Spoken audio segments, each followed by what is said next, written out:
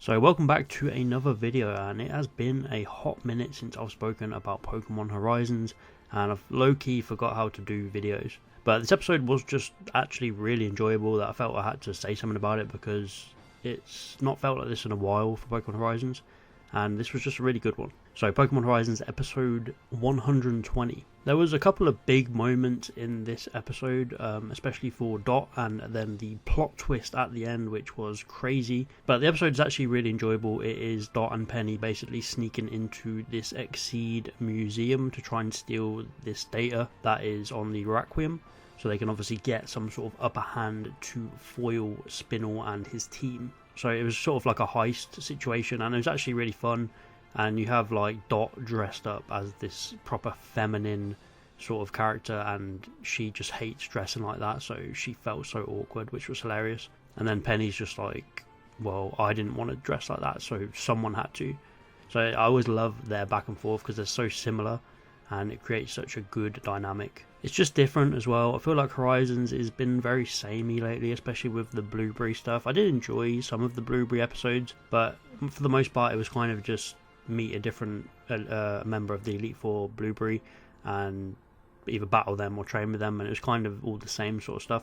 But this one, different sort of vibe, different story, and it was really fun. It was like a carefully laid out plan to get to this room and get to the data room, basically collect all the data, hack the cameras so it appeared that nothing was on there, take out the guard Pokemon with ease. But then Gimmighoul was the main focus. It was set up early. You could tell that they were teasing this evolution, because they were kind of like, well, it knows exactly how many coins it has, and it knows if any are missing, and it had like 900 coins, so they were teasing this evolution. I didn't actually expect it before I was spoiled, but I didn't expect this evolution to happen in this episode. But it was pretty well done, to be honest. This is one of the best evolutions I think we've had recently.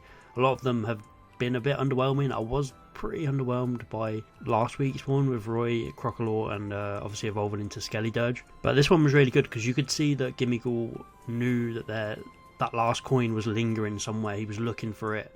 He was waiting to find it. Even one of the explorers had it in his hand, and it just kept getting away from him. And then obviously he clutches it in the last minute, and you can tell Dot knew that he needed that one coin and he could evolve and just save the day, basically. And Goldengo is just such a cool Pokemon in the anime, surfing around and just OP as hell. Some pretty cool stuff from Agate as well. She was like spinning the room, using teleport, using Zatu's teleport to kind of move around and shift the battlefield, so that Dot and Penny didn't have the advantage, which was really cool. But with the help of Goldengo, Dot manages to escape from the building with the data in hand, which was really cool. And Agate's kind of like, whatever, that data won't even help, it's too late, which sets up more stuff to come. But it was just a really fun sort of heist episode, and obviously the dynamic between Penny and Dot is always on point, similar sort of personalities. And I love Goldengo breaking through the window to escape the building, and you see them fly up into the sky with the moon in the background. Such a great shot. But then we get back to the ship. We've got to quickly leave before the explorers track us down, and then we get the plot twist of the century. A random phone call out of nowhere, and it's just Freed. Like, Freed is just randomly ringing Dot. You know, it's not even like he's ringing everyone. He's just ringing Dot like, hey, I'm here, I'm coming back. And the man is in space, and he's just like, oh, what, I didn't tell you I'm in space? And it's just absolute nuts from Freed. So while we've been watching the Rising Voltaclers do all of this stuff, ploy and try and beat the explorers, Freed has been doing an insane side plot just in space. I don't know what he's been doing. I think it could maybe tie into some legendary Pokemon that live in space, possibly, or he could be gathering something somewhere, some sort of space entity that will help. I have no idea, honestly. I have no idea what Freed is doing in space, but it's hilarious and I'm all for it. And I'm just looking forward to having Freed back, to be honest. I feel like we have missed something with him being gone. We've missed that leader and that charisma that he brings, and the kids have been good taking over, but we do miss, I personally miss the adults being front and centre more, and especially Freed.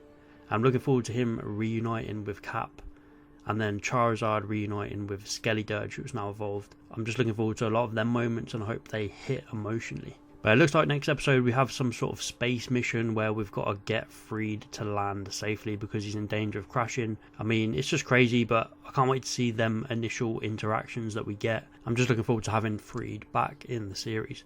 But for this one, this was a really good episode. I really enjoyed it. It's been a while since I've just thoroughly enjoyed the episode start to finish, and I'll probably give this one like an 8 out of 10. That's it for now. Please like and subscribe if you enjoyed, and I'll see you next time. Maybe, who knows.